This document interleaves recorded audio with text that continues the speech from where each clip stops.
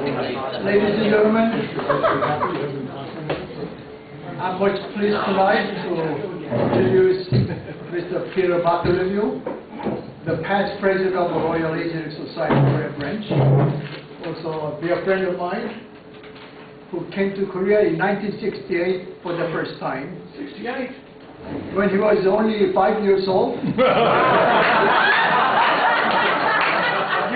Say that. Did I say 5 years old? 45 years old. After graduating from Hamilton College in upstate New York, he joined Peace Corps and came to Korea in '68 and lived in Gangneung, lived with the Korean family in Gangneung, who are one of the prominent families of Korea, who lived in Sungyojang. I think he will explain more later. For 5 years. Anyway, he stayed on and became an expert, thinks on Korea, studying with the Korean architecture, Korean culture and history, etc. He frequently appears in TV. Even he welcomed President Park on our inauguration day in Gwanghwamun. And he is known as one of the most famous social activists, advocating preservation of a Korean traditional architecture. And he has been living in true Korean hanok for the past 30 years, for over 30 years, constantly fighting against the city developer who wants to demolish all these old buildings and build apartment buildings. Tonight's presentation will center around of his major interest in preserving Korean traditional architecture. So without further ado, let's welcome Peter with a big round of applause.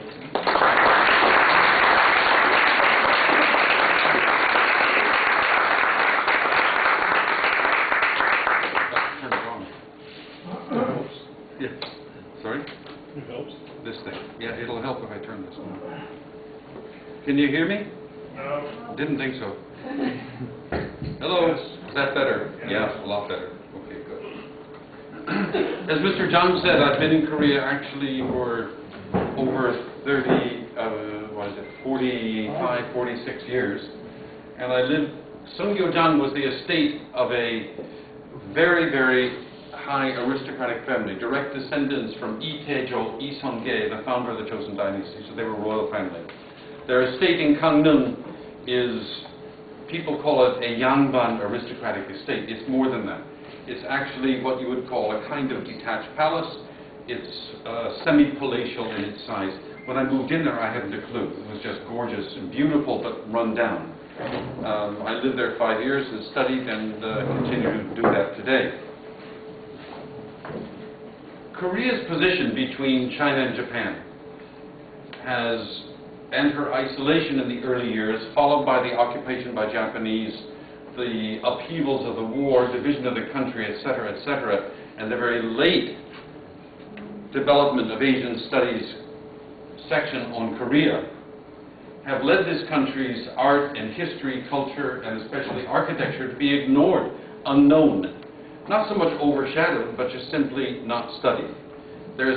It is nowhere more true than in respect of architecture.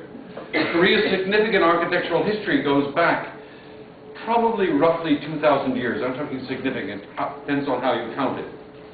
Korean architecture is the fountainhead of Japanese monumental architecture. Of course there was influence directly from China, but enormous influence, I think, from Korea. There is borrowing from China, of course, but really it's the fundamentals of the engineering, the weight, load-bearing, weight transfer, and the rest. The rest in terms of layout, design, and indeed developments in engineering scientifically are, of course, adapted for the Korean climate and the character, nature, and requirements of the people, and therefore it's developed over the past 2,000 years a highly sophisticated, multi-layered design and execution style. This subject is not dealt with by Korean studies scholars either in Korea or outside of Korea in universities in Europe, America, Canada, and the rest. Why is this? Because only the scantiest evidence remains of it today. The extent to which Korea has lost its heritage, significant monumental architecture, and the residential vernacular hanok is unsurpassed in terms of loss and catastrophe in Asia. Just for example, in 1910, at the start of the Japanese occupation, the vast body of architecture included roughly, I'm talking monumental architecture, major structures, 17,000 to 20,000 buildings, over 400 compounds. Palaces in the Seoul area, about 97% were demolished from 1910 to 1945. Not war, nothing natural, just purposeful demolition. There were 350 plus provincial walled towns, villages, and cities, inside of which were the provincial administrative centers that you would call docheong, sicheong, guncheong in Korea today. 99.9% were demolished during that same period.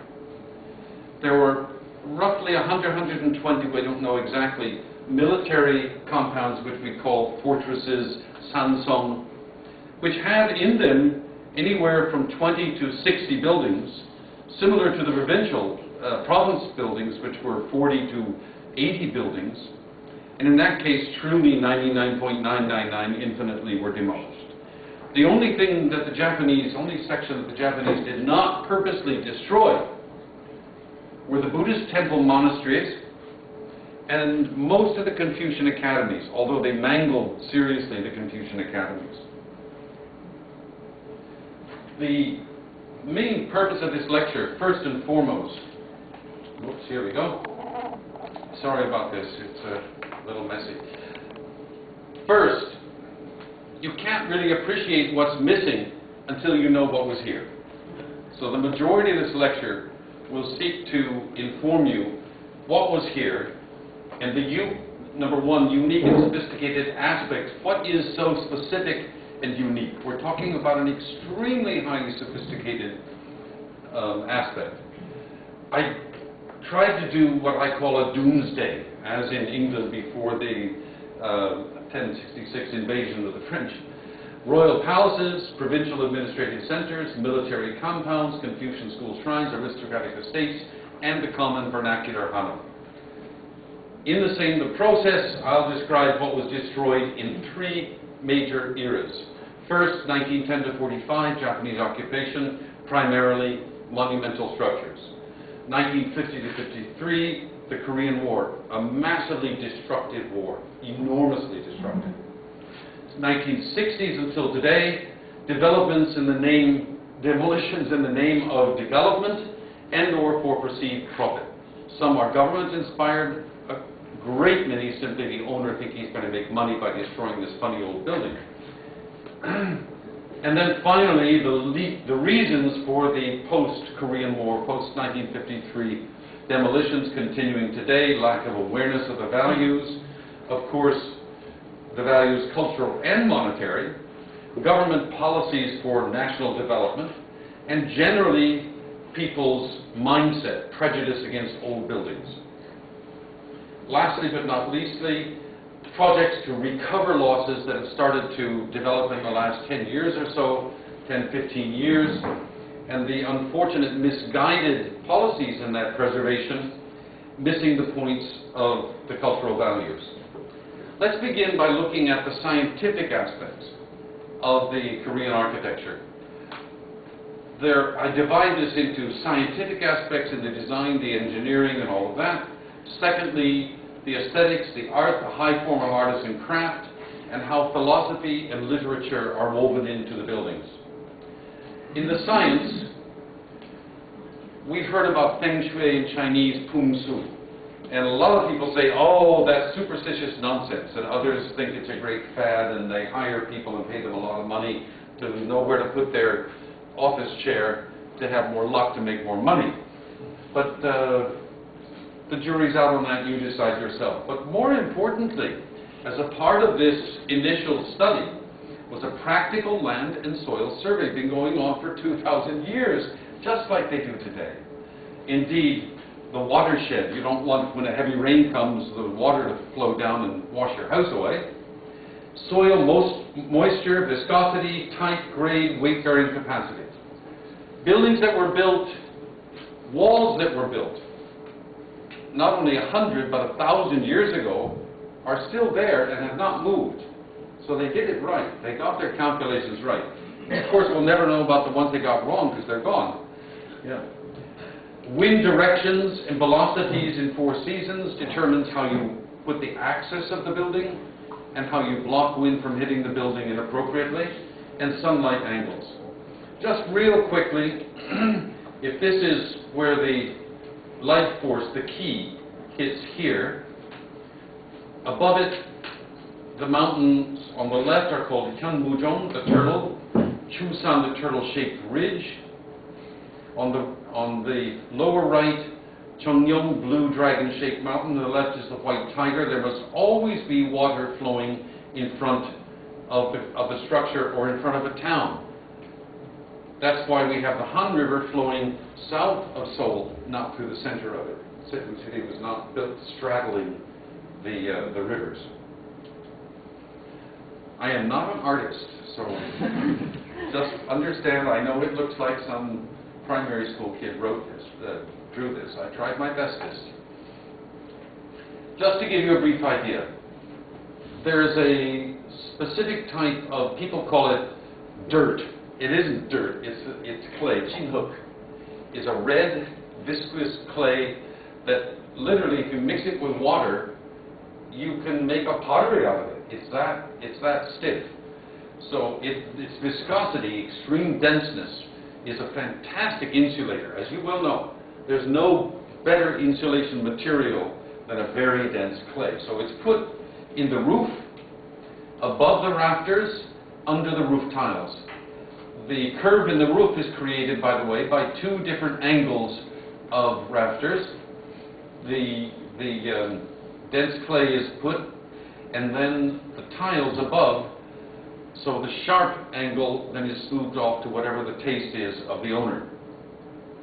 Coming down, the distance of which the rafters go out allows the rain to fall outside of the stone platform, granite platform upon which the building is built. Certainly, you don't want rainwater to be hitting wooden beams in any case. So the design, the length of them, and indeed, to some extent, the angle of them producing the velocity of rainfall, the distance to which it will fall, is all scientifically organized. The walls are also the same, a wattle of the dense clay. The floor, this is where you light the fire under the floor. The fire goes through flues, which I'll show you in a moment, which heats flat stones, on top of which there's more of this dense clay, and then it's covered with a very heavy paper, which is either oiled or lacquered. One most important aspect that's very different, for example, from the Japanese architecture, is that Korean buildings are built on a platform raised above the ground, a platform of granite. And this is to get the building up off the ground, away from the humidity of moisture in the ground, allow a greater flow of air around the building. The pillars are then put on a granite foundation that's anywhere from 30, 40, 50 centimeters high, depending upon its use. Moreover, at the bottom of the pillars, before the pillar is put onto the stone, the bottom of the wood is hollowed out in a little dome, packed with salt. Salt is then put also on the stone itself, and then it's set. And as the years go by, the salt leaches and soaks up into the wood. And the effect then is to prevent rot and insects.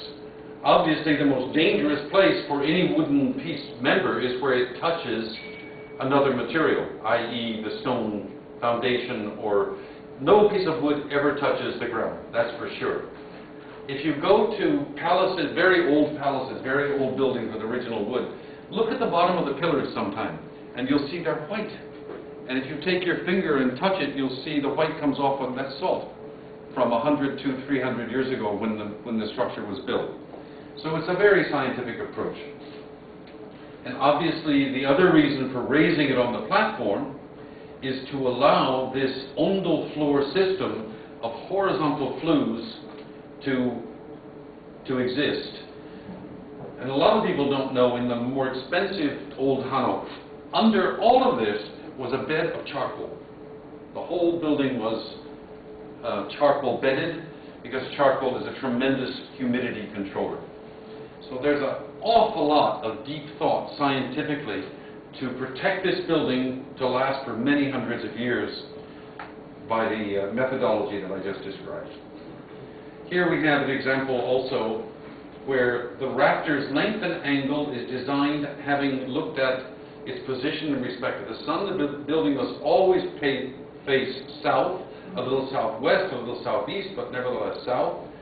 And the sun then coming in the winter comes into the house as much as possible, and in the summertime, in the wintertime, hopefully it doesn't come in at all. Therefore, heat in the winter and cool in the summer.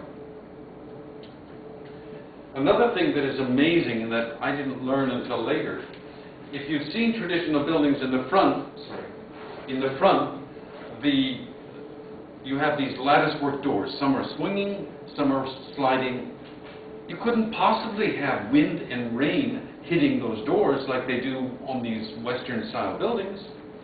It would ruin, destroy everything immediately. Wind and rain never, ever hit any of the walls where you have these doors. One big protection, of course, of the eaves that extend so far out. Other protection is the way the building is built. So they have to do a survey of the data of the area, 4 seasons of the year, wind direction and velocity. And then the building is designed, I just gave you one example. This is designed as an L-shape, kiokcha. So the prevailing winds, this wing here acts as a windbreak. So the wind brushes by and never hits any of these doors or the front of the house. A number of years ago, I live in a hanok, and there was a typhoon, and it was just offshore, Incheon. It was horrific. And outside, trees had fallen over. I could see signs and all sorts of things flying. It was just hell on wheels. And I sat right here with my feet on the terrace, sitting on the floor here. And I'm sorry, I smoked a cigarette. Politically incorrect, I know. And the smoke, I mean, outside is this unbelievable maelstrom, and the smoke went just straight up, not affected at all by the wind. That's just amazing. But that level of scientific calculation for the sizing, position, axis, and elevation of the building is done for wind, rain, rain hitting, rain falling, every aspect to protect the building for a long lifetime. Just real quickly, to give you an idea, this is the kitchen. The kitchen is usually at the end. If it's not, it's usually in the corner. Here, these little things are what you would call the fireplace or the firebox, where you light a wood fire, over which in the old days, of course, people cooked. Every time you lit the fire, the heat from the cooking fire goes under the floor and simultaneously heats the room, which is a tremendous good use of energy, is it not? Of course, to be able to have the fire go under the floor of the kitchen must be considerably lower than the floor of this next room called the anpan. This creates above the kitchen, because the ceiling then comes down that much, it creates a wonderful attic. I mean, everybody in this room has a complaint about wherever you live that you never have enough storage space. Tell me it's not true. We all have the same problem. But these attics, and I'll show you photographs of them later, are terrific. The anpan was for the master and his wife. Just quickly to explain, the living style traditionally in hanok, in Korean houses, each room was divided per person who performed all their functions there. They ate there, they slept there, they entertained there, they studied there. All their functions were in that room. In some houses, of course, people might eat together. The marubang, so this is a heated floor room. The next one is not, only for the master and his wife. The next one is not heated floor room, and it had multiple purposes. In the countryside, it was often used by the women for, like, dry food preparation, flours to make into duck, the rice cakes, and lura to make bean paste, all kinds of things, and most importantly, to make makgeolli. Really quite critical. But in the hot summertime, you'd lay out a tutari, a straw mat or a bamboo mat, and people would sit here and eat their meals and such. But it was an unheated room and thus not used in the winter. The next room would be for the son or daughter, called the konnopang, and again is an ondol, heated floor. Nowadays, these hanok are used in a Western style. So they're actually saying, okay, this is the bedroom, this is the living room, and they heat it, and this is another bedroom, so that's all changing now bit by bit. No complaint about it, but I just wanted to point out the development. Just to show you here, no comments for the peanut gallery. Yeah, it's my house. I was preparing this lecture at night, and I said, God, I don't have enough pictures of a hanok barn to go and find it. And one of the kids said, where are you living?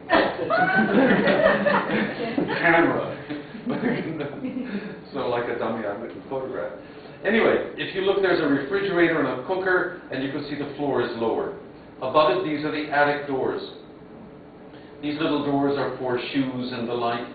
Two doors below you can't see. Little tiny doors that open to let the smoke, which used to be from the cooking places at this end, to come out. And this room here is the master room that I just showed you. So that's, forget about the television. It's a new Sony, Samsung, by the way. But what I point out here is how exquisite. These are all original doors here. The house is, what, late 1930s. But they're really exquisite design. And the design of the doors, I'll explain later, is a very special thing. And if you see there's a kid down there at a much lower level. I'm standing on the level floor of the anpang, and he's standing below. This little opening is to pass the popsang, the little table that you put on the floor, to sit on the floor and eat, pass it through the opening to the master and his wife. Or the wife passes it to the master, more to the point. Yes. Right, so to summarize, raised stone platform to prevent humidity and get air to flow, position design driven by site, climate, purpose of building, and aesthetics, clay in roof, walls, and the floor for insulation, charcoal subbase controls moisture, ondol is a heat retention system that I'll describe more detail in a moment, and salt in the vertical pillars prevents rot of insects. So essentially, there's a lot of science. I could lecture on that alone for an hour. Ondol means literally hot stone. No other culture in the world has applied the hot stone heat retention concept to the entire floor, wall to wall. People will say, no, in Rome or blah, blah, there was a bath that had, okay, a bath. All the living, sleeping rooms in the traditional Korean house had wall-to-wall heating. There's no other culture that has that I can find. If you find one, let me know, because I want to know about it. Real briefly, this is where you put the fire. The fire comes through, ash drops. As you can see, it's very broad because it's very hot, and there are two levels of stone because it's so hot. And then it narrows to speed up the fire and pass, and then it drops a little. And this design has been around for over 1,000 years, this general design, and is continuously being refined. When this, above it, these are individual flues. That design seen from the top looks like this, so it comes in and fans out across the entire floor and joins together and goes up a chimney at the end. So what we're talking about is a huge mass of this clay and stone mixed in with the clay below, and then huge flat flagstones on top, and then more clay on top. So what happens when you light the fire? It simply is absorbed into this mass of clay and stone. One firing with 5 or 6 pieces of wood this big, the whole floor stays hot for 25 to 35 hours, depending upon how much you put in and the temperature outside. compare that to a Western wall fireplace. The fire goes out, you're cold.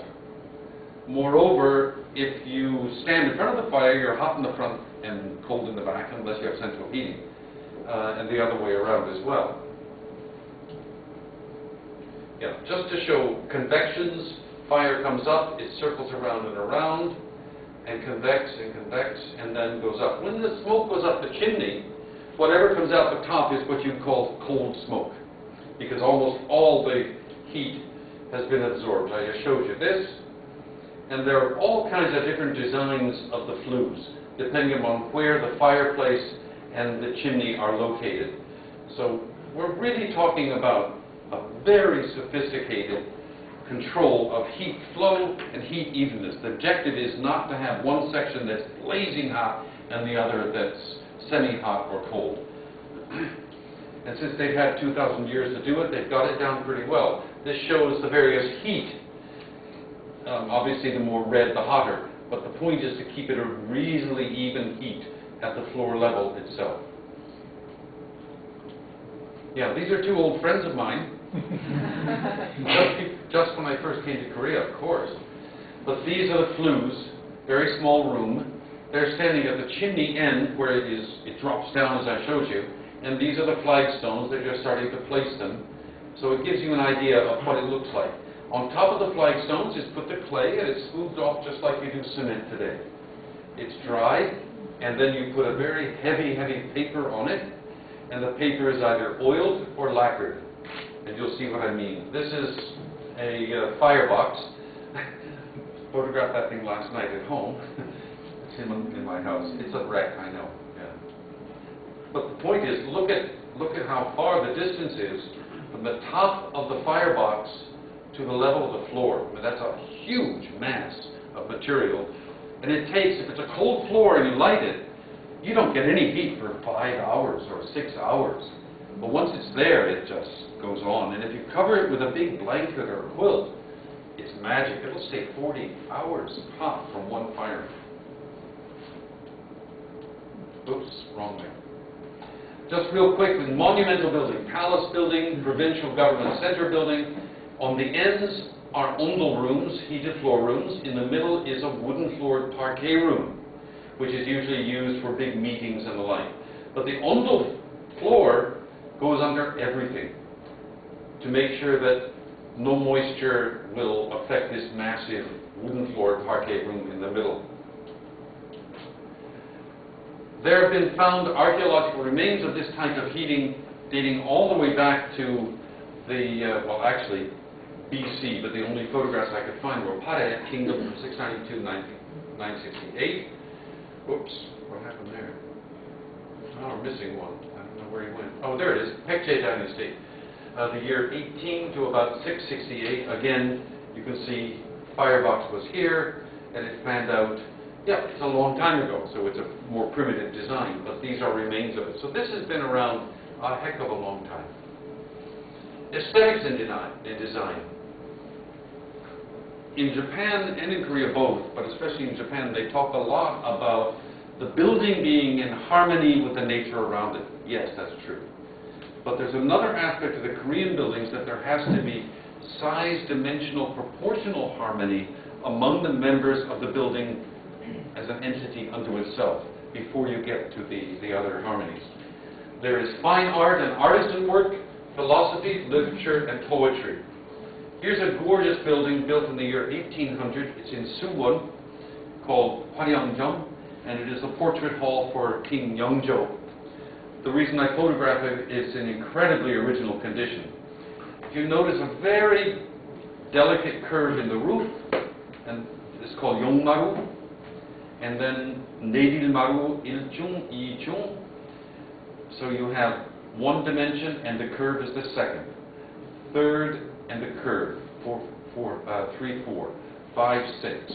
And these count the same, actually. There is a curve from top to bottom here, and left to right. So the roof is essentially convex. There is a very delicate curve right to left at the end. And in Japan and in China, normally it curves a little on the ends and goes straight across. In Korea, the pattern normally was a continuous curve from end to end. But all of these dimensions must be in aesthetic proportion. There must be no curve or length of any piece of the roof that is disturbingly too long, too ugly short in comparison with the other dimensions around it. And it's purely aesthetic.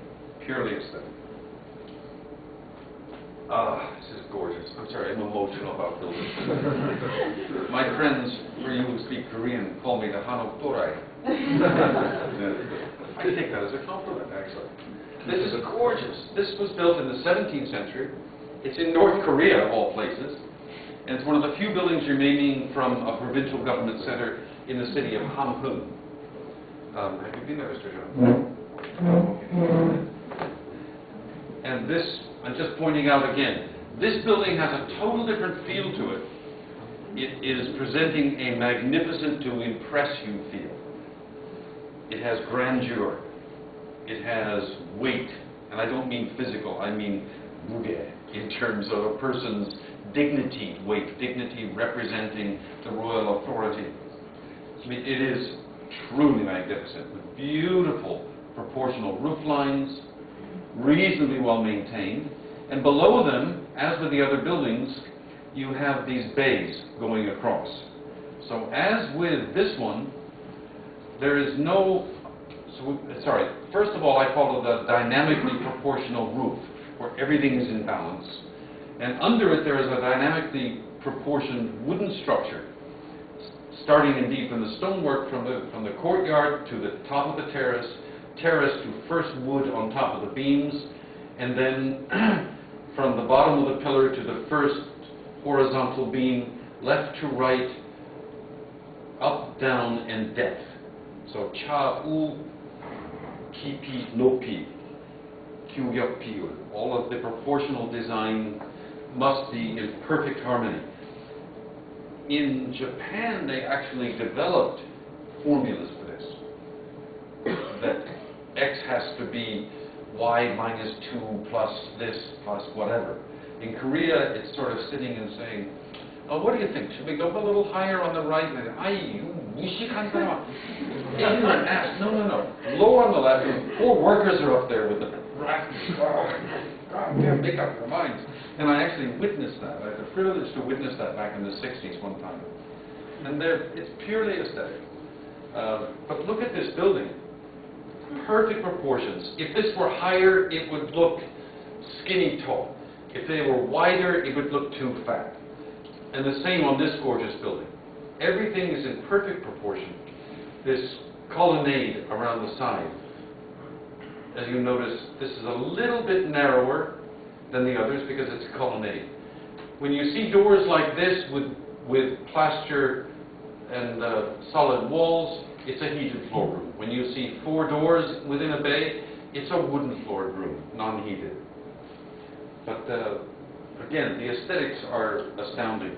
This is another administrative government building. By the way, the generic name of the provincial compounds was called Kwan-a. The Chinese called it Yamen, or Amun. But in the main, biggest building was something called Keksa Guest House. The administrative buildings were called Donghan, because they were to the east Dong of the main building, Keksa. And you could have 2 or 3 Donghan, Ne Donghan, Wei Donghan, Jung Donghan, that kind of thing. But again, this is magnificent. This is in Chungcheong-do, Chungju. And again, I mean, it's really dramatic on the roof on this one. But that's the styling that was desired. And this section raised here was used only in the summer, and it's kind of pavilion style here. But this building has been recently restored. This is just a common farmer's house, a farmer who's reasonably done well, but it's still got a nice style. The roof is screwed up, I'm sorry to say. It's been recently restored and totally messed up. This is gorgeous.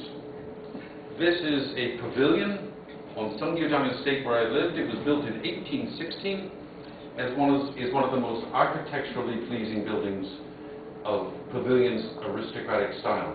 Again, this compared with this, if this were a little longer, it would be too long.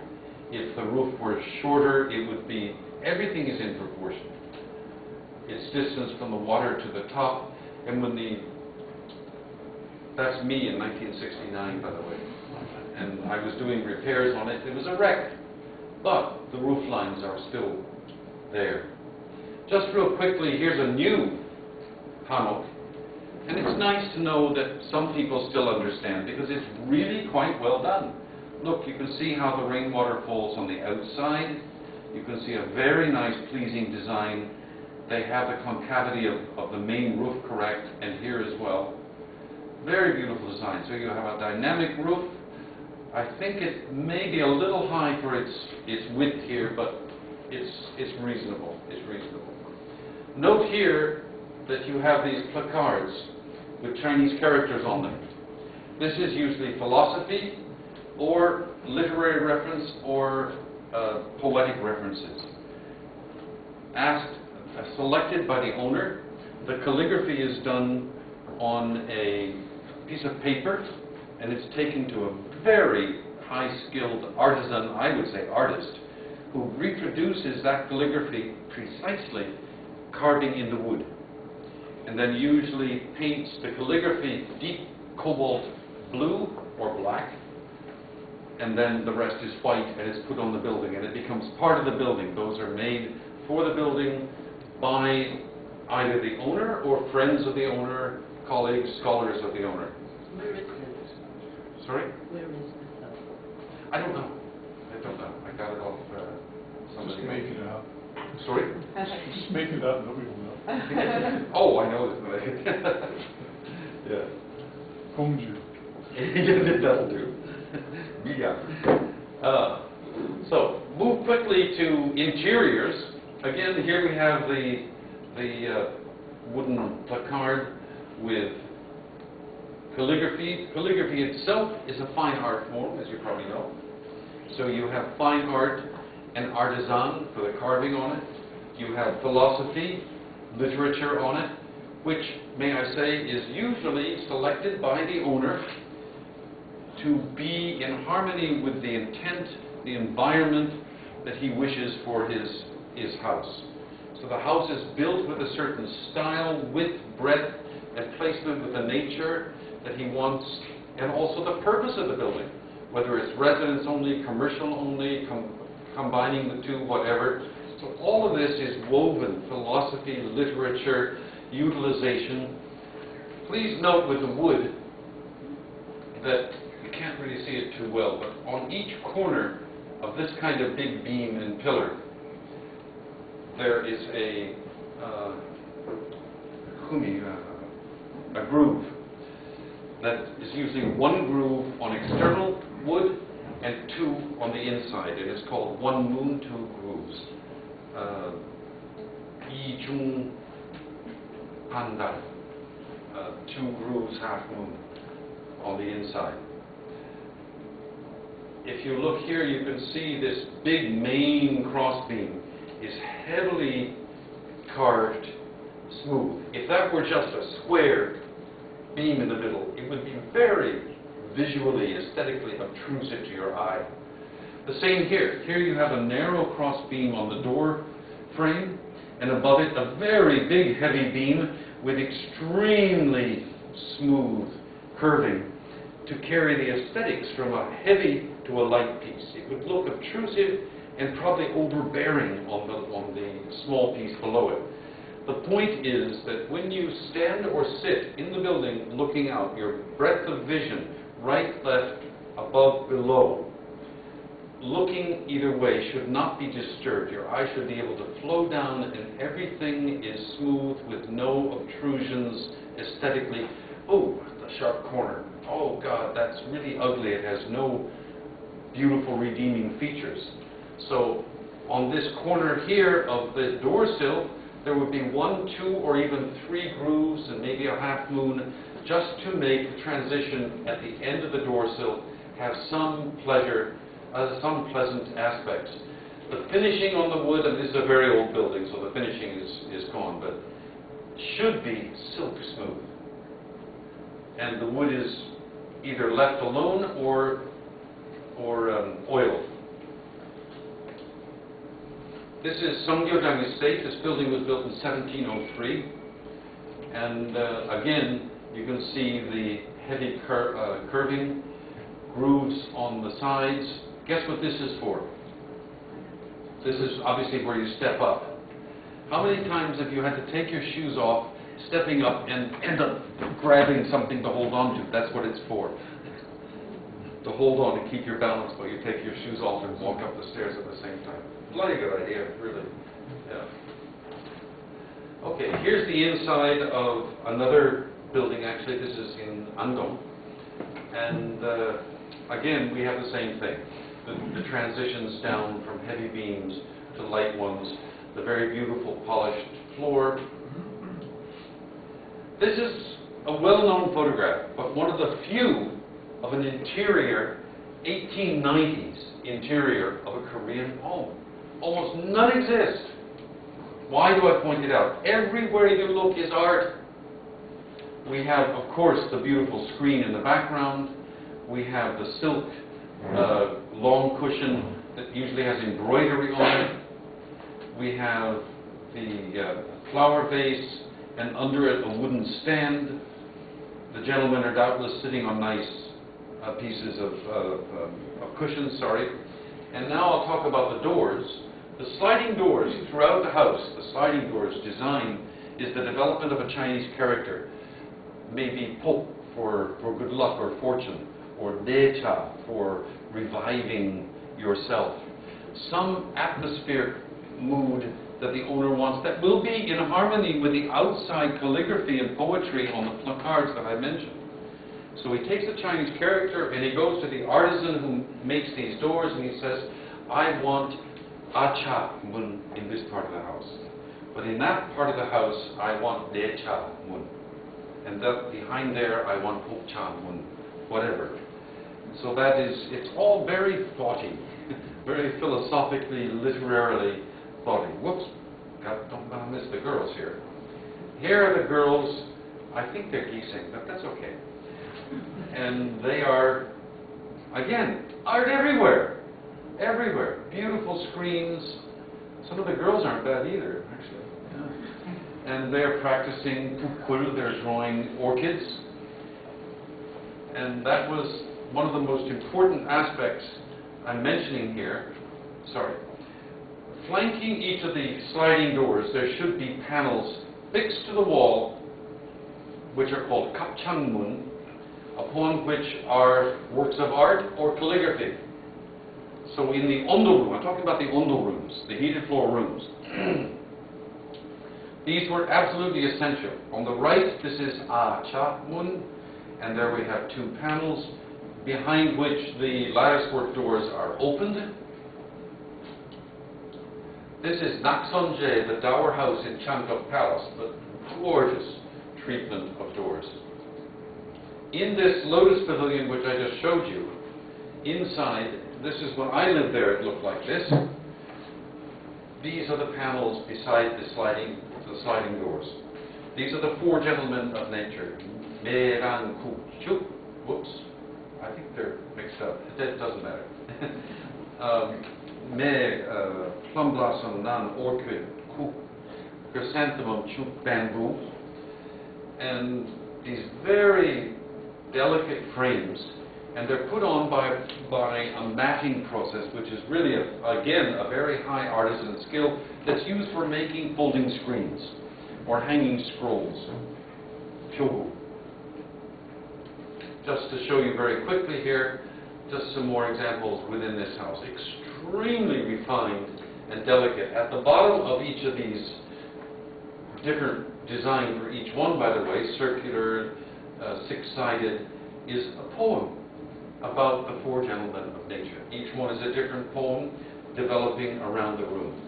So we have fine art, we have calligraphy, we have poetry, we have pyogu, artisan, all blended with the building and all in harmony with its name, Hwaldaejang, the coming of revitalizing of your spirit and life. Sweet, isn't it? Yeah. And calligraphy, of course, on another large door. Inside the wooden floor of a pavilion building, it is festooned with important calligraphy. This is Chen Ha Wei Gong. Am I right? Thank you. This is my humble advisor here. Yes. And Kim Gu wrote this, the famous freedom fighter who ran against the Syngman. When he sneaked into Korea in the 1930s, he would come to Sungyeojang, this estate, and be hidden there by this family. And he wrote this Chen Ha Wei Gong in this building for this building, and that was the very tradition. And each of these styles are different and exquisite calligraphy. This is a long philosophical description of the nature around Palejang Pavilion and how it sits beautifully and floats upon the beauty of nature with the mountains suspending it in the background. All very, and this is the Marubang with the end framing nature. And that's really the quintessence of these pleasure pavilions. Right. Whoops, sorry. Right. So 20th century, we get into the same thing, but this is the 20th century hanok. They glassed in kind of Japanese style the outside, but still retaining this kapchang, the beautiful glistening lacquered ondol heated floor, the doors to the attic. The same here. This is my house, but these are the doors up to the attic with the calligraphy on them. And this is the ondol room, again with the doors, the lattice work. But this is the quintessence of the traditional Korean aesthetic of interiors. So kitchen is sunken, maru, the wooden floor room, wood selection and grain selection have to be perfect. The grains must be all the same size and type. Proportional dimensional balance, finishing, surfaces, quality grooving, anpang doors to the attic with painting, calligraphy, all under rooms, all had kapchang panels with beautiful artworks of fine art on them, latticework doors with themes of Chinese characters, and the vista viewing through wherever possible, especially in pavilions. That's the same thing in Korean, sorry. Let's move swiftly on here to monumental architecture. The reason I did this long and boring lecture just now is that these same aspects apply to all this monumental architecture, but obviously ratcheting up the quality of it and sophistication. Reviewing very briefly, monumental architecture is in the following categories: royal properties and government administration compounds in Seoul, palaces, and in the countryside, the provincial government centers, the county seat, the provincial center, and all that, which were divided into categories then called Bu, Mok, Gun, Hyun, Bi. Now it's Do, Gun, Up, Bi, Myeon, that kind of thing. So some are the same and some are changed. Another category is educational. In Seoul, the Sungyeong University, with Confucian Shrine, and in the provinces, Gyeonggi and Sowon, again, each one always had a Confucian memorial hall. What people ignore completely is the military fortresses, military bases they were, in the countryside. As I mentioned before, they're just quick, sorry, I almost forgot. Official king's residence and other throne halls, there were 5 in Seoul in 1910. Annex palaces, no throne, Pyeolgung, 12 to 15, depending how you count them, and I'll show you the rest of country palaces later. There were 350 provincial centers in the countryside. Military fortresses, the concept militarily was that you had fortresses, military bases in the hills, in the mountains, always to have the military advantage and look out. In each of these compounds, as with the Kwanam, there were anywhere from 20 to 60, 70, 80 in some cases, buildings. So do the math. How many buildings are we talking about here? We're talking about thousands of buildings. We're talking about 13, 14, 15,000 buildings across royal properties and military, not including the educational side of it. Nobody knows exactly because it's all gone. Just quickly, Yeah. 10 minutes. Hmm? 10 minutes left. I'll talk real fast. Okay. Yeah. Just real quick here. 90% of all palaces in Seoul, the 5 palaces, were demolished. 95% of all, this is during the Japanese period, 95% of the pyeongung were demolished starting in the 1960s. The Japanese didn't touch those. This was all after the Korean War. All but 2 buildings of one hangung, this is country palace, were destroyed during the 1910 to 45 period, and 99% of all country palaces were destroyed. So let's, again, numbers of buildings, as I just said, palaces 800 to 1,000, provincial centers 8,500, military 3,000 to 5,000. Come on, let's go. Oh, he doesn't want to move. Oh, There you go. I don't know. Okay. In Seoul, as you probably know, here's Gyeongbok Palace, Doksu Palace, Changdeok Palace, Chongmyo Ancestral Shrines, Changyang Palace, and Gyeonggi Palace. This is a map from the late 1920s, and I'm showing it because here's Gyeongbok Palace with everything demolished, and these are the detached palaces over in the Insadong area and Anggukdong area. And this is something called the Gumyeong.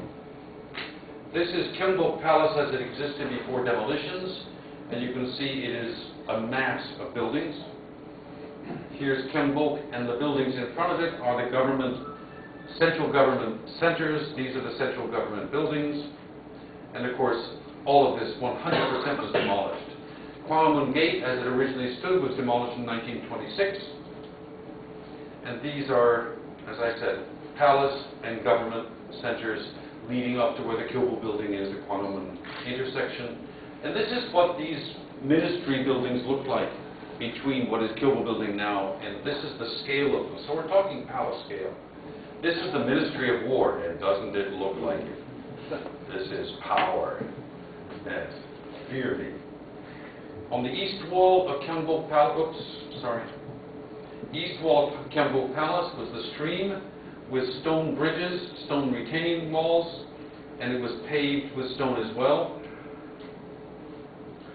This is just generally, you've seen all this kind of thing. I'm just reminding you of the scale of the palace buildings that we're talking about. This is the site of Cheongwade, by the way. These were the gardens behind Gyeongbok Palace, and then the Japanese came and demolished it all. Changdeok-gung, you think that it has a lot of buildings, don't you? I'm sorry, there are only 5% of the buildings remaining that were there originally. Look at this. This is a well-known screen. Changdeok Palace, these are photographs from the 1890s, just to show you what the Japanese did. This was the throne hall. Under Sunjong, they took out his great symbols of authority, the sun, the moon, the proper cinnabar throne, and replaced it with 2 peacocks and a kind of semi-Louis XIV's funny chair, etc., all to denigrate. In the palaces, it was becoming Europeanized with curtains and electricity, and even the decor inside was becoming Europeanized, pot-bellied stoves, along with the electricity. Louis XIV again appears in the royal chambers. You can all see this today. Just to remind you of the scales, and again the framings of nature from pavilion buildings that you saw a moment ago. Just to remind you, and again, the philosophy and everything in the royal buildings, obviously a scale higher than what I previously showed you. Gardens were always terrace gardens, and all of this existed in also, Doksu Palace. This is a European building in which King Gojong was intimidated by the Japanese with weaponry to sign the annexation documents in 1910. And here are lovely palace ladies walking down the stone steps of Seokjojeon in Doksu Palace about 1902. This palace was totally demolished, Gyeonggi Palace, which is where the Seoul Museum of History is. They were moved to Dongguk University. The palace was rebuilt anew. That's what the Japanese put on the site. A school for Japanese children and a gymnasium for the little Japanese boys to walk up and down over the steps to the throne of the king, which only the king should walk on, to denigrate and destroy his dignity. Just to drive the knife a little deeper and twist it as much as we can, here's the destruction of Gyeonggi Palace, the main gate, Hunhwa Mun, in the 1920s. So that's wrong. And just one quick example of villas. The royal family had so many villas, I can't count them, but they were placed in beautiful settings in mountains and hills surrounding Seoul. This is Seokpajeon. Seokpa is the pen name of the Taewon-gun, the regent for King Gojong. And these I took 30 years ago, and it still has its kind of Japanese-esque, but you know, it's lovely amidst the pine trees. It's now been restored to originality, but beautiful little nooks and crannies with lovely roofs, and this is the kind of thing you see in a scroll painting. Beautiful pavilions with the forest behind it. This used to be a detached palace, Pungbun Girls' School, Angukdong Rotary, where you go into Insadong from Angukdong, and it was a significant detached palace. Queen Yun was married to King Sunjong in this palace and decreed that it should be used as a girls' school. In the original palace building, she died in '66, and they immediately demolished all the buildings that she had decreed should never be demolished. And now there's nothing left. These are the buildings, the scale of them that you can see. So these pyeolgung, detached palaces which have no throne, there were, I don't know, 15, 18 of them in 1945. There's one left, which is Unyang Palace. And they were for what I call the loser prince, the one who didn't get to be king. This is Sadonggung, which was the home of the fifth son of King Gojong. And the last building of Sadonggung, which was in Kwanung-dong, which is part of Insadong, was demolished in 2006. Here's a photograph of that demolition. Isn't it lovely how they destroy a several hundred-year-old detached palace?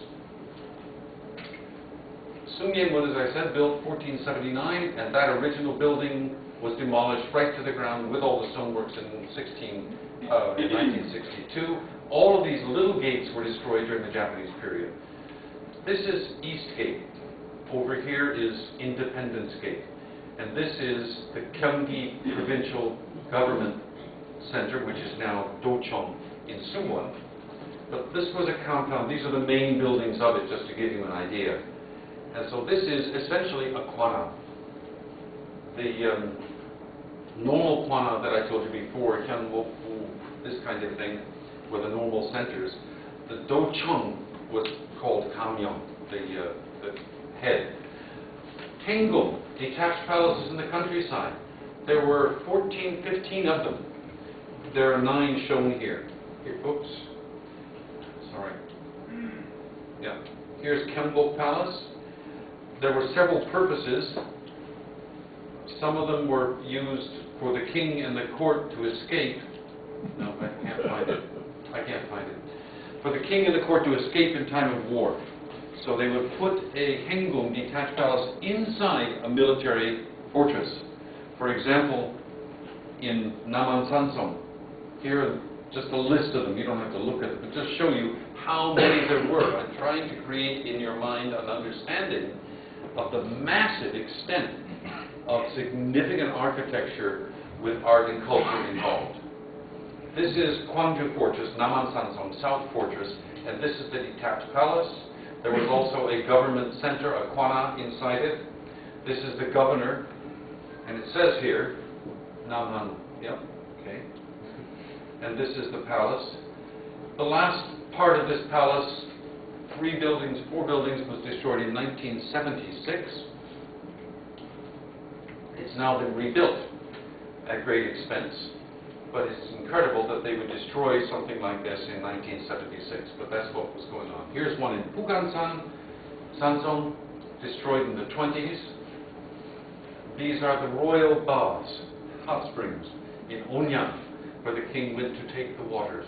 Sound familiar in Britain to those of you who are from that country? There's nothing left. Suwon Haenggung is the only significant one that is in existence, but only 2 buildings, original buildings, remain. No original buildings remain from any other haenggung in the country. This is a massive palace. that was demolished in the late 20s and early 30s. 2 buildings remained. It's now been rebuilt. If you ever have a chance to go, you can go with us. I lead a tour to Suwon in the springtime. Yes, it's part of my advertisement for it. But the court moved here in the summertime, and it's a significant place, exceptionally beautiful. And beautiful city walls of great significance, and they're all still there. So to summarize, demolitions on this scale, just look at the percentages across the palaces, 97, 98%, etc. Just to show you Gyeongbok Palace before demolitions, look at the number of buildings. It was more than 300 buildings. In 1945, there were 12. And nobody knows what happens to the furnishings and the paintings and screens and scrolls and jewelry, all the valuables in a palace with 300 buildings. And the Japanese say, oh no, we didn't take them. When we went into the palace, it was empty. I'm sorry. The palace was fully operational in 1896 when Bartholomew was assassinated and the Japanese were occupying one half and the Korean the other half. She's murdered and the Japanese occupied the entire thing. King Kojong escaped several months later, and the Japanese say, when we walked in, it was all really empty. There's something funny going on there. Demolitions after 1954, all Pyeonggung, all detached palaces and sold except Munyeon Palace. South Gate, all stone bridges in walls, especially Cheonggyecheon, were demolished. The Office of the Royal Household was demolished, and several 100,000 hanok, individual residences, have been demolished. Here is a similar to Pyeonggung, Gamgodang, that was disassembled and moved to Yeoju. Beautiful building built in 1667 and destroyed in 1965. This is the Office of the Royal Household, dismantled in 1984, moved to another area, lose 30% of the structure when you do that. Then it was a few months ago demolished again and moved back to its original site. If there are 20% of the original beams, I'm happy. Cheonggyecheon. We're so proud, and the city government has received an award for this restoration of Cheonggyecheon. And yeah, it was terrible. It was covered over with concrete, with an elevated highway above the stream. But what was there before that concrete was built? There were 12 bridges between Gwanghwamun intersection and Dongdaemun Gate. 12 stone bridges that had been there since the 1400s. The walls of the bridge, of the stream, were cut granite. This is King Kojong passing over Gwangyo, the largest bridge. And yes, it's a mess in these photographs because it wasn't being maintained, hadn't been maintained for years. Of course, anything you don't maintain for 80, 90 years looks like hell and is falling apart. When they took up the concrete under Lee Myung-bak as mayor, they found under there a lot remaining. These are the original pillars, and please note that the floor of the entire street was paved with big wide stones. And every 2 or 3 years, this is the one remaining bridge that was moved carefully to near the Shilla Hotel. And you can see the beautiful styling of this. Any other city in Europe, for example, has postcards. This is a major tourist and cultural attraction, something that their heritage are proud of. And here, you tear it up and throw it on the trash and cover it with cement. I'm so sorry. This is the Supyoko's original site, right up until it was demolished in 1970. And here's the one at the end next to Dongdaemun's East Gate that carried the city wall over Cheonggyecheon Stream.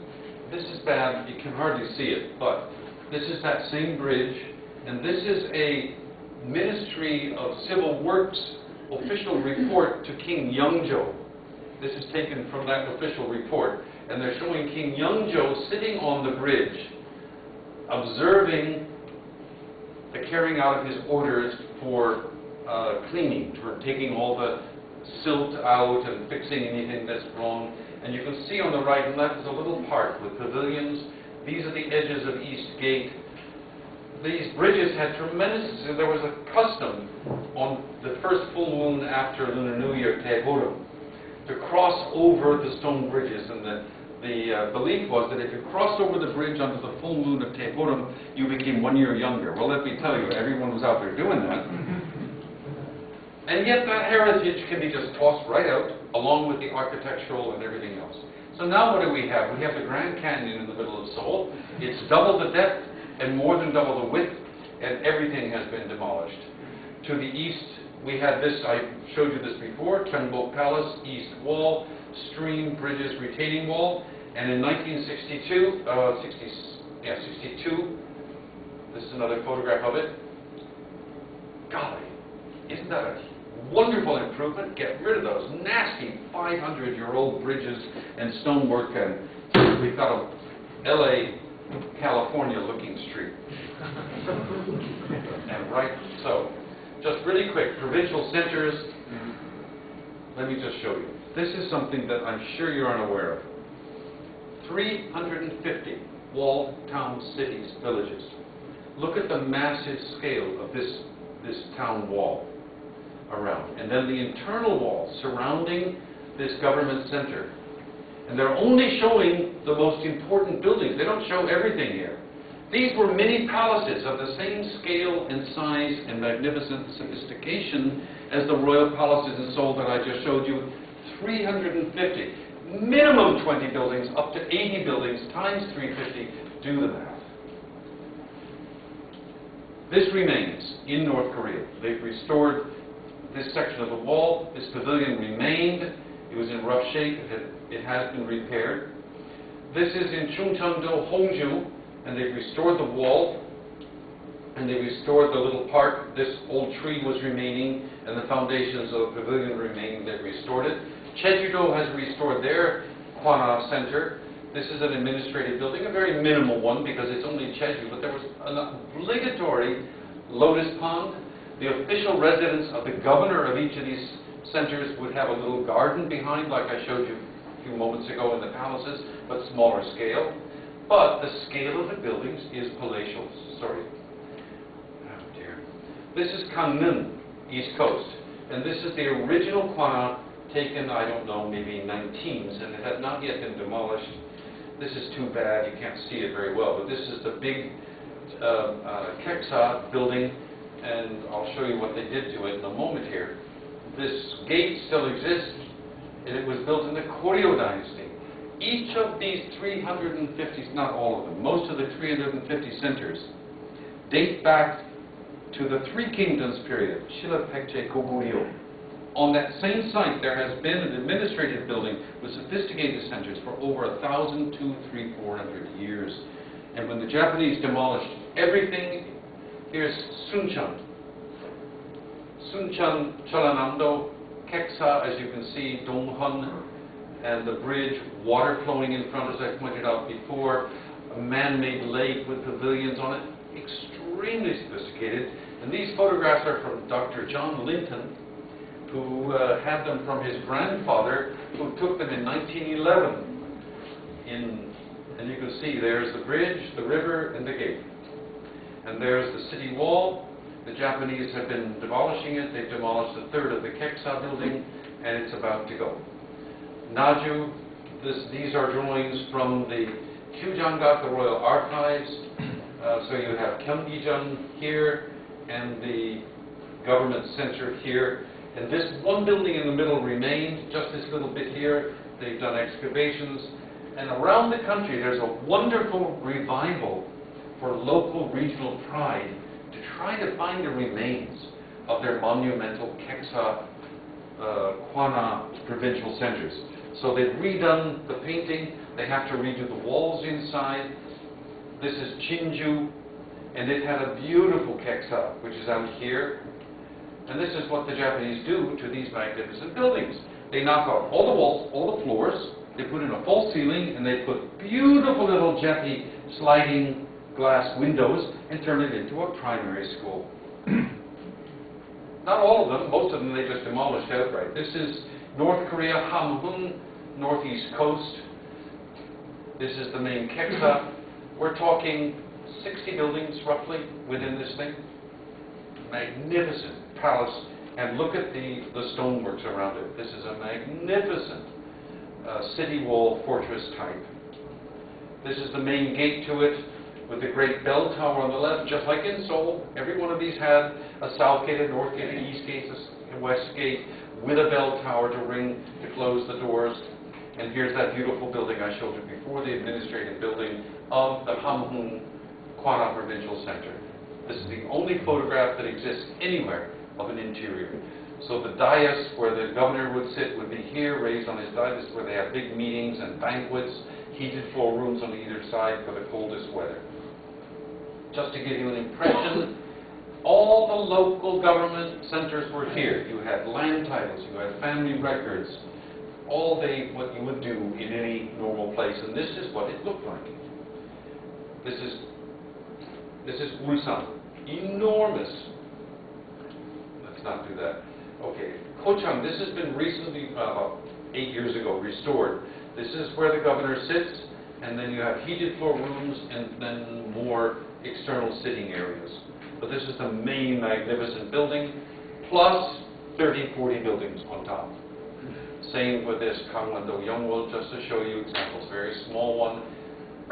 We already saw this administrative, very tiny one. But there's almost nothing left.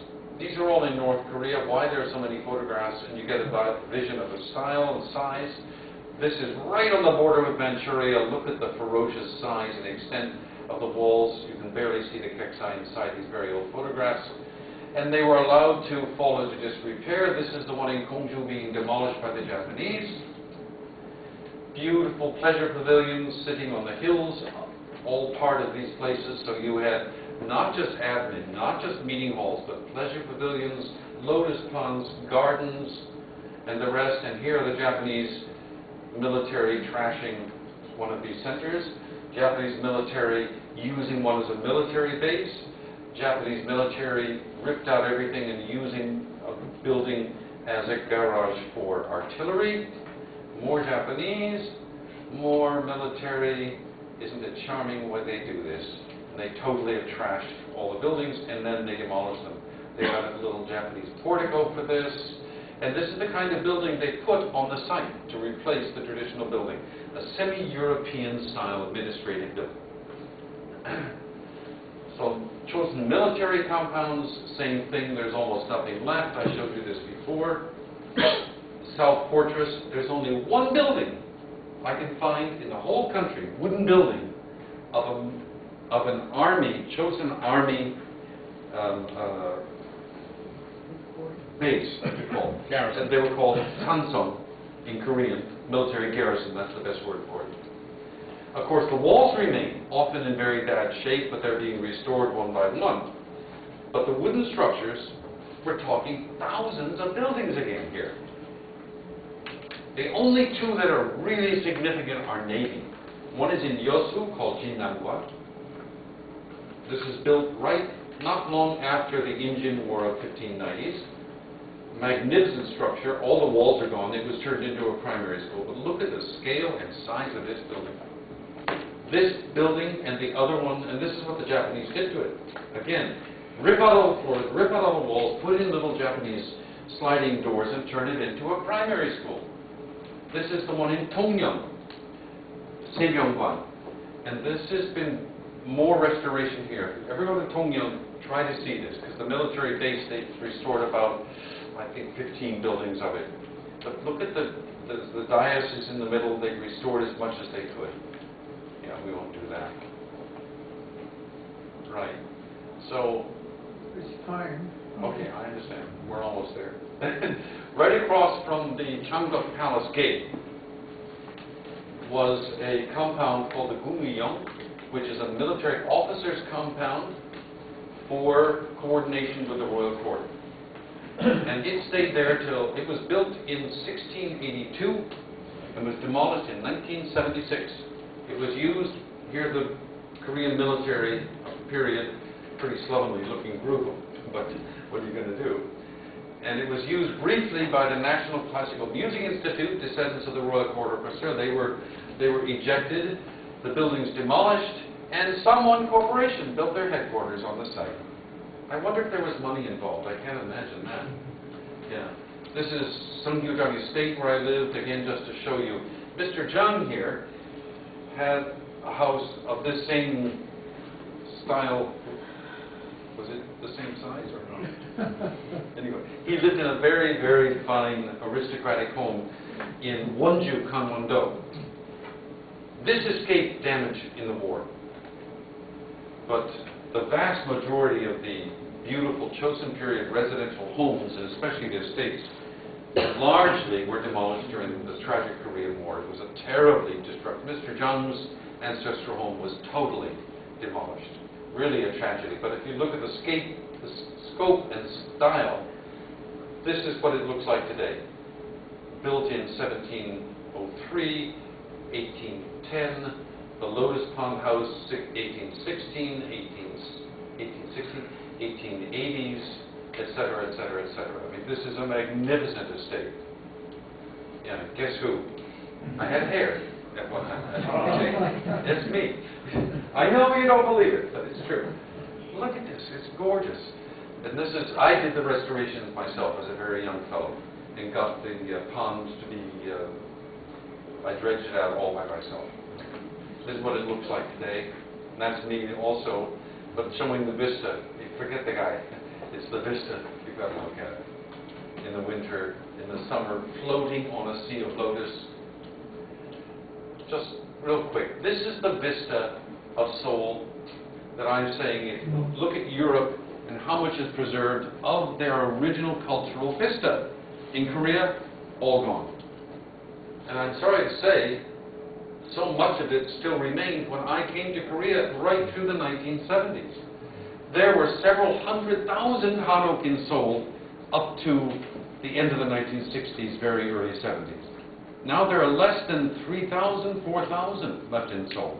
And the government planning still says we're going to demolish more. In spite of the catastrophic losses since 1910, demolitions continue today of traditional Korean architecture. 90% of the hanok have been destroyed since the early 60s. Demolitions continue today and no effort. And we talk about Pukchon, the preservation area. What preservation? They demolished the original building and built a new one with green wood on the site that bears no resemblance to the styling of anything. Is there cultural value in that? And they received an award for this from UNESCO. Again, these are all new, brand new. Here's a perfect example of a very early 1920s, I believe, hanok that was demolished to the ground and then a totally new one built with all green wood. Now, I'm happy that there are some hanok still around. Another one, totally newly built, inside, outside, and the rest. And it's fine to put creature comforts.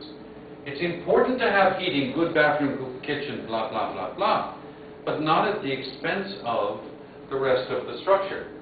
Here are some original hanok. All of these houses I'm showing you here are under threat by the city government for mandatory demolition. These are all original. Rare, beautiful, traditional hanok. In Seongbuk-dong, that's my house in Tongseong-dong. I'm also under threat. This is another house right in my neighborhood. Beautifully original, all his philosophy and poetry remaining. This is in Pomundong. Hey, they turned the hanok into a 7-Eleven. Fine. Don't demolish the damn thing. Here's a beautiful hanok. Two old people live in this. And the views, again, is lower Seongbuk-dong. Just to show you this atmosphere. And these are almost totally gone. There were hundreds of these two-story commercial buildings, hanok style, with the owner's house attached at the back. And they're all but gone. There's just a tiny handful remaining. The government's redevelopment projects still remain. This says exactly that. This is the Seoul City government's city development plan, promulgated in 2004, and it designates each of these areas in Seongbuk-gu and every other gu in the city And in this case, I copied this one because each of these areas is a hanok area. They're targeted right up to today. And the government says, oh no, we're doing preservation. The only preservation is, procedure is chijang, a zoned area. And everything out of the zone not only can be demolished, but will be demolished forcibly by this policy.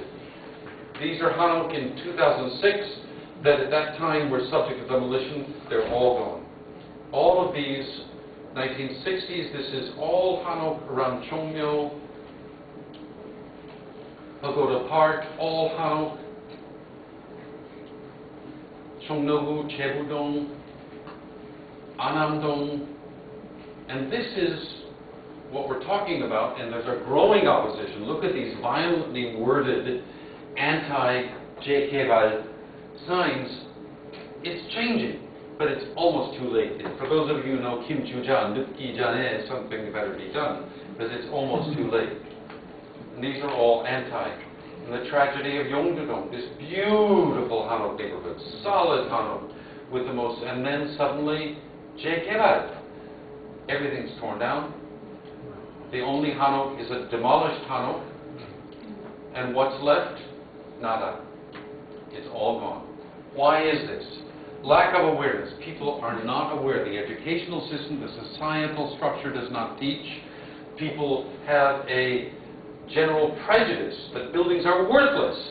When the building's lifespan reaches 20 years, it is called by law for tax reasons 노후 불량 건축물. It's a useless building whose lifespan is finished. They're inconvenient and uncomfortable, and it's hopeless. There's no way to make them comfortable.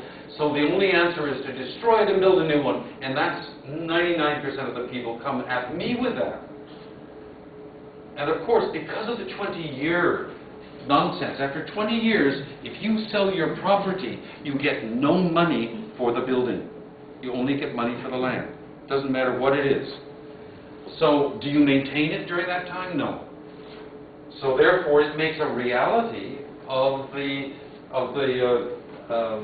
prejudice.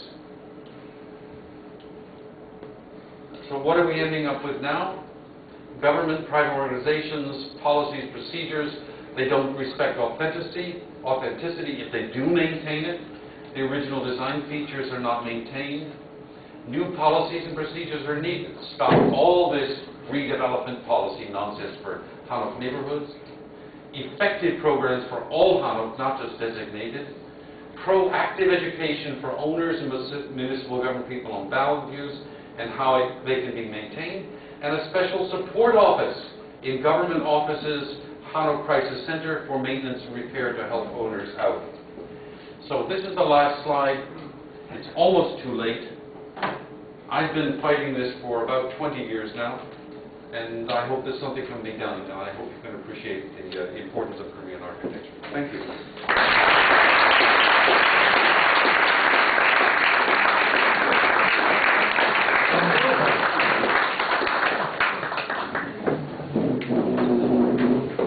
We will have a session, prolonged session of questions and answers in Jacob's over beer straight away. Hurrah! We can do one or two questions. We got 4 minutes. We've got 4 minutes, we have to be out. Yes. Okay. One or two. Yes. Regarding the Undol heating system, how and why was the wood floor, which was between the two lacquer floors, blocked off from heating? How did they do that, and why did they do that? If the Undol basically ran under that room as well, why did they not want to heat it? They didn't want to try to heat. I got my own here. They didn't want to try to heat the whole house with one, because they wanted to be able to heat the rooms separately for fuel safety, because they don't use all the rooms at one time. So each floor has its own firebox, and they're blocked off from one room to the next, of course, by a solid wall of the clay with stone from the next room. I looked in that picture, like the Undol ran. Oh, that's a monumental building. That's a palace, or a big government center. But for the common homes, it's just one Undol for one room. Yeah, yeah. Any other questions? Yes. So the royal palaces today, which one is the most intact? Changdeok Palace, probably. And the oldest buildings that remain are in Changyong Palace. There are actually a couple buildings that escaped the Indian War in the 1590s. Okay, thank you very much. Thank you.